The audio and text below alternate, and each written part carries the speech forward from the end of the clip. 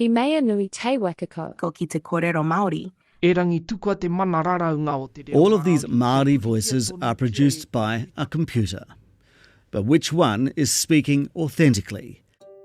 As we mark Te Wiki o Te Reo Māori, what is the future of the language in a digitised world? It's scary. You're going to see a homogenised Māori, but you're also going to see a Māori that's going to almost be speaking English with Māori words. Can Māori develop their own tools to take on the tech giants? We've developed 3 synthetic voices in Te Reo Māori that convert Māori language text into correctly pronounced Māori language voice. And what is the risk for iwi, whose history is not digitised? If we allow an international company to do it, then we do risk colonisation.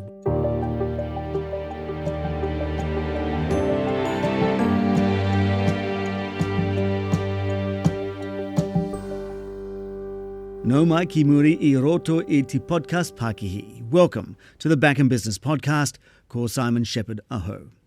To mark Te Wiki o Te Reo Māori, Māori Language Week, we ask whether the language will be changed by the advent of AI. Will the nuance and dialects be lost? We meet a Māori leader from Kaitaia winning global recognition for his company's AI language tools, and finally pose the question, will the most digitised iwi dominate the narrative?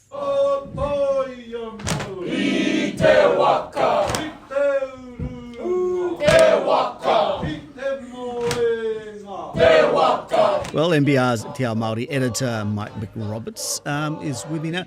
Were you in that, Porfley? Yes, I was, but you probably wouldn't have heard me very loudly because I wasn't that great with those kupu, those words. Okay. But you've been on a journey to learn Te Reo Māori. How's it been? Oh, kia ora, Simon. Well, he maunga te maunga o te mātauranga. It's a whakatauki or Māori proverb, which basically says it's a lofty mountain to climb, the mountain of knowledge. And I can tell you what, some days that maunga or mountain is very steep indeed.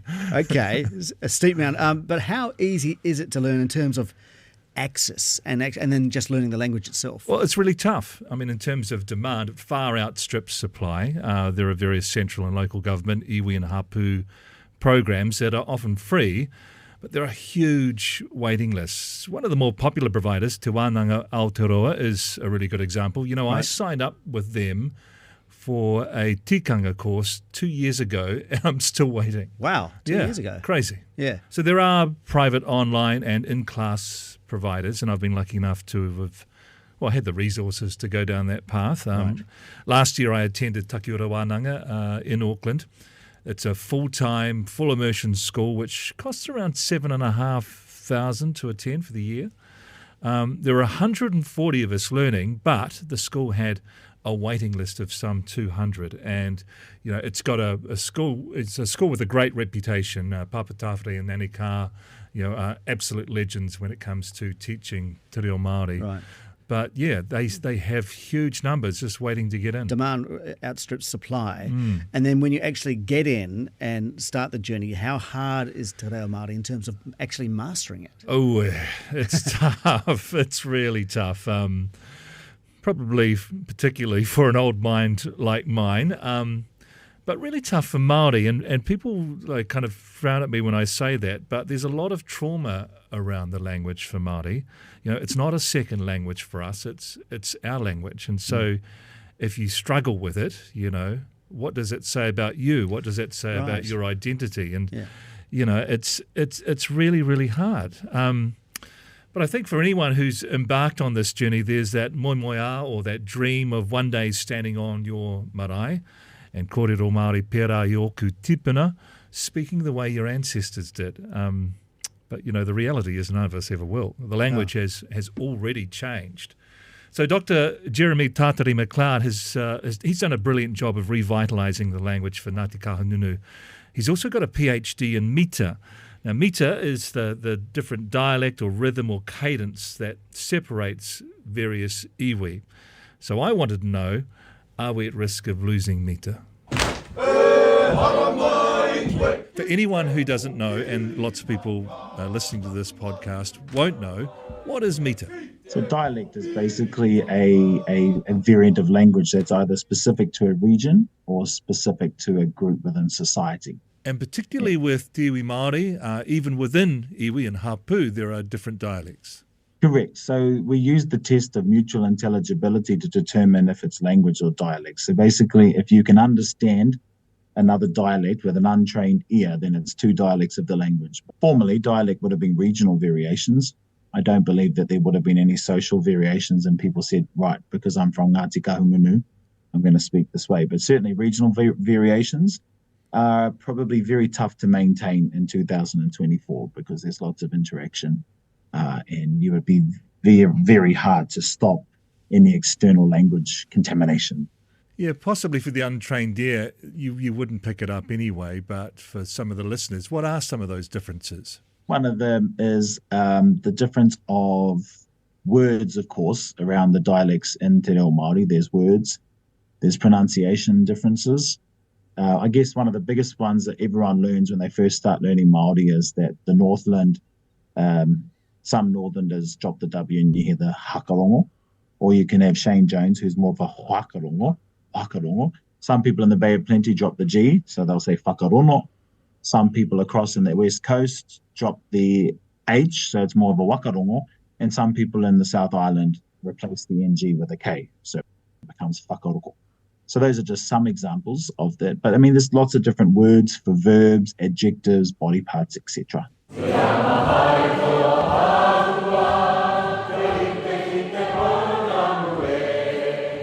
Well, that's part of a Ngāti Kahungunu waiata, Tirama Mai, and it's all about one of the most celebrated love matches in Māoridom, Kahungunu and Rongomai Wahine.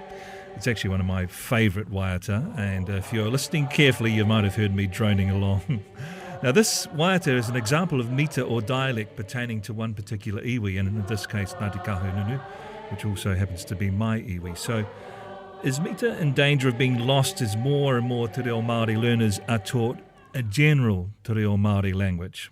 I guess that standardised language, the establishment of the Māori Language Commission in 1987, one of their jobs was how do they create new words? How do they create new words so the language can continue to evolve? Of course, they faced harsh criticism from many of those places where the regional dialects survived because the words that were being created weren't familiar to them. They were either old words that hadn't been used for a long time, given a modern context, or they were new words because our people love the borrow words, you see. So they love tiwi for television and a motuka for a car and especially in North and lots of other areas. But I believe that standardized language probably pulled together lots of idioms and colloquialisms from the people that came from those strong Māori language speaking tribes at that time. And it was normally Bay of Plenty, Tūhoi, Mātātua, across into Ngāti Porou. And I mean, most people can probably say, yes, ka mau te wehi is one of the first idioms that they learn. But now I think it's changing. There's a strong Northern influence where they've actually, they've taken the reins and they've said, well, we want to preserve our own words and our own sayings and our own grammatical structures. Yes, the introduction of AI, artificial intelligence, and I guess questions too over the sovereignty of kupu. But how do you think that might change learning the language? I think AI is a bit scary because, from a translation perspective, people are going to use it. They're going to think that it's such a money saver. But it's still, it's losing Māori ethos of language. That's one. But in regards to learning the language, one of the hardest things for a learner of the language is how do you attain Māori ethos? What is Te Wairua Māori o Te Reo? And it changes from who you ask, you see. I mean, for example, the word avocado, the word that was given to it in Māori was rahopuru from Media Simpson, which means the testicles of a bull. Now, to a native speaker, they would think that that's completely outlandish and ridiculous. But they went back to the meaning of the word, rahopuru, which that's what it means, so they gave it a Māori name. But I think in regards to learning Māori from AI, it's scary. You're going to see a homogenized Māori, but you're also going to see a Māori that's going to almost be speaking English with Māori words, and that's the scary thing. What happens if one iwi makes far more progress than others in the use of AI, for instance, and it becomes the language? I think, no matter how hard we try, the language will evolve. And the language that I speak today is not the same language that fluent native speakers that are still alive today. I hear them and they say things so much. They have such a mastery on linguistic economy, I guess what you can call it, They say the most simplest things, much shorter, much more succinct. And I think, wow, why couldn't I say it like that? So, our language has changed, and language will continue to change.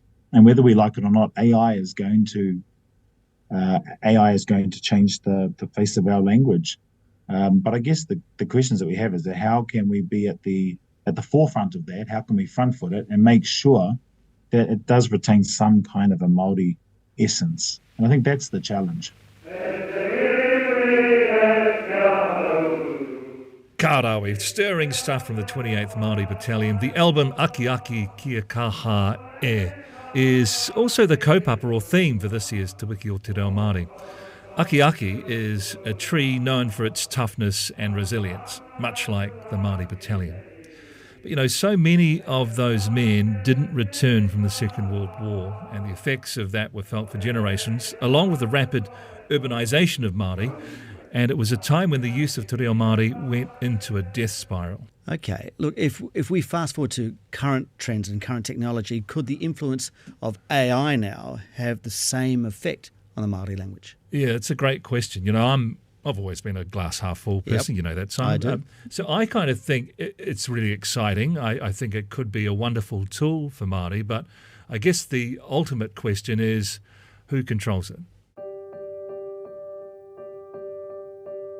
So what would Te Reo Māori possibly sound like if we relied on global AI chatbots?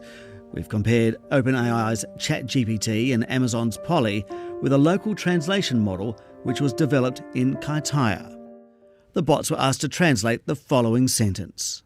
Teaching computers to speak Māori is groundbreaking.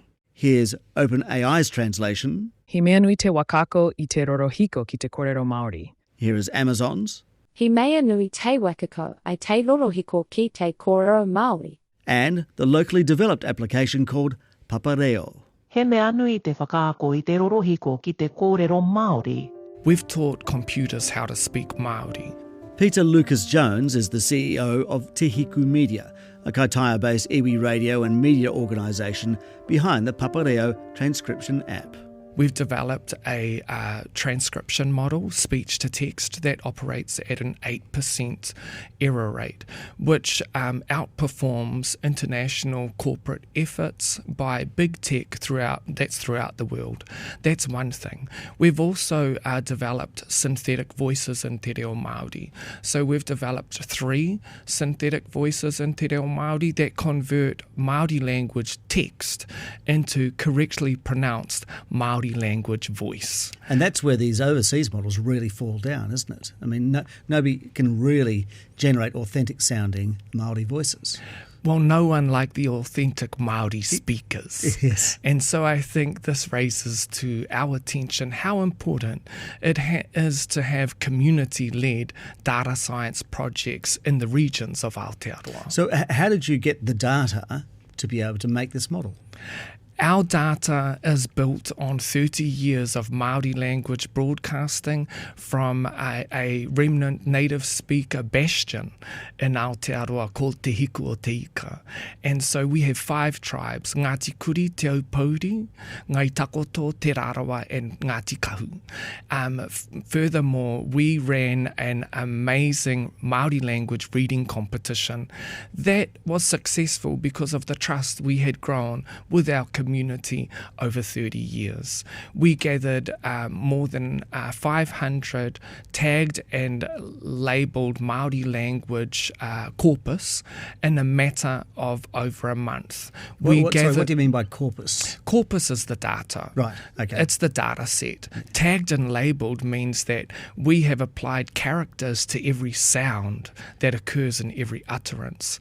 And through that, we are able to phonetically reproduce sounds that are represented by characters. Our model is something that is general and could be applied to support the efforts of other iwi to revive particular phonetical aspects of their own variation so of Te Reo Māori. It isn't specifically trained for each particular mita or dialect, is it?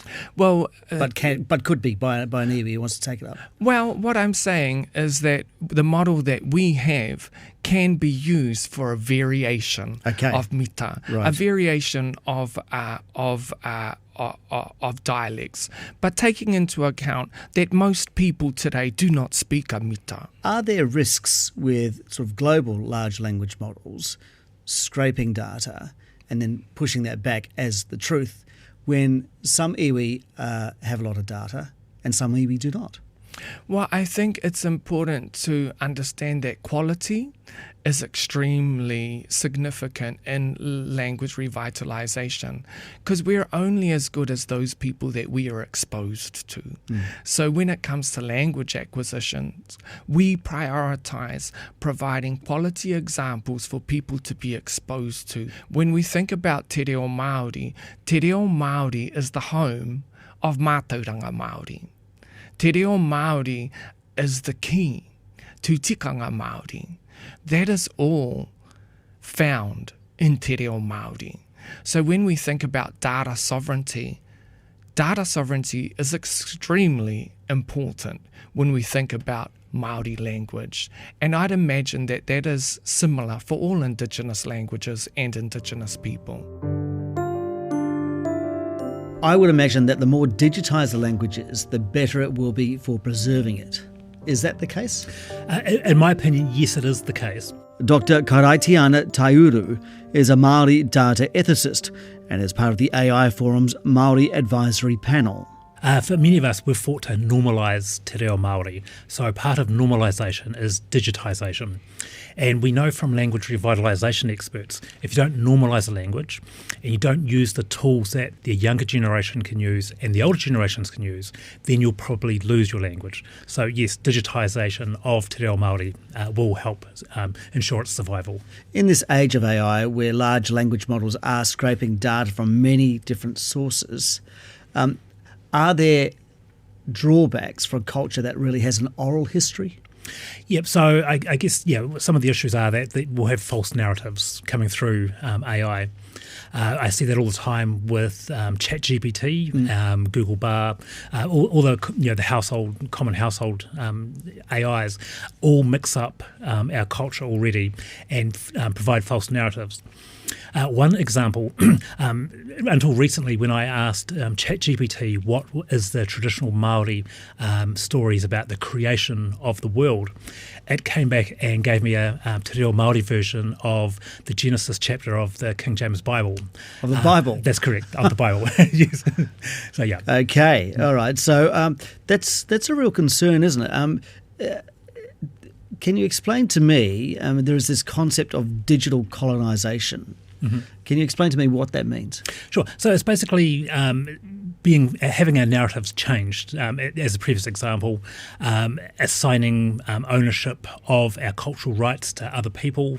For example, conglomerates, Microsoft, Google. We see it happening all the time, just with our images, with sounds, audio. So it's a real threat. Is there, in this age of digital scraping by large language models, a risk for iwi that aren't digitised or online as much as another iwi? I guess, those that aren't digitised and online you could argue that they're more protected because their knowledge is safe and can't be colonised and can't be commercialised. But on the other hand, that knowledge can't be shared around the world. So whether they're being their resources, their IP can't be shared and sold, and the younger generations who use AI will not know about their own tribes. So there's two sides of an argument there. Is there a risk or a danger that if one iwi is more digitised than another and use of AI and chatbots becomes even more prevalent, that a dominant narrative or a dominant history comes out? Yes. So one example, Ngai Tahu. I mean, Ngai Tahu is a large iwi in the South Island. It's lots of digitised resources. Different questions you ask all the chat GPTs about Ngai Tahu, they'll all say, well, Ngai Tahu have land in the North Island. Ngai Tahu have, own different tribal properties, which they don't. So, there's some risks there. Would it be helpful for Māori to create their own chat GPT? Most definitely, yes. If we could have our own sovereign AI then we could use it for language revitalisation. We could use it for cultural preservation. The Māori economy could flourish. We could save mountains of money.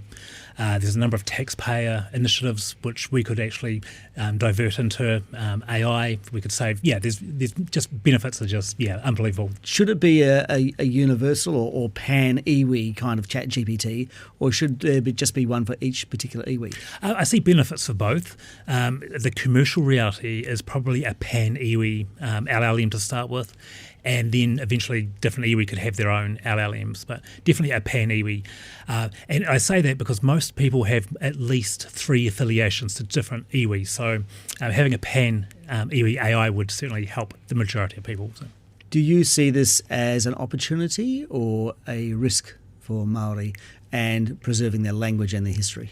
This is an opportunity, but we also have to make sure that Māori are involved with throughout the whole life cycle of the AI. If we allow an international company to do it, then we do risk colonisation. We risk our language being degraded and mistakes. And that brings us back to the work of Kaitaia's Te Hiku Media. CEO Peter Lucas-Jones has just been recognised by Time magazine for the creation of a language model specifically for Reo Māori. Time has put him on the top 100 AI list, alongside big tech names like OpenAI's Sam Altman, Google's Sundar Pichai, and Meta's Mark Zuckerberg. Esteemed company that you're in, isn't it? Well, I'm very humbled and I'm proud not only to be the only person from Aotearoa, but to be Māori. And at a time like this, I think it's a wonderful expression of our identity, our innovation, and our leadership, not only in natural language processing, but in community-led business.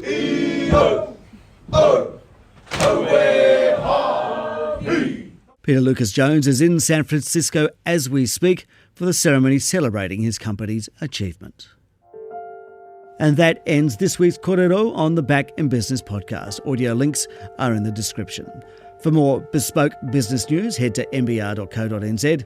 Ngā nui to content producer Joseph Hisayasu and creative director Michael Hickmott.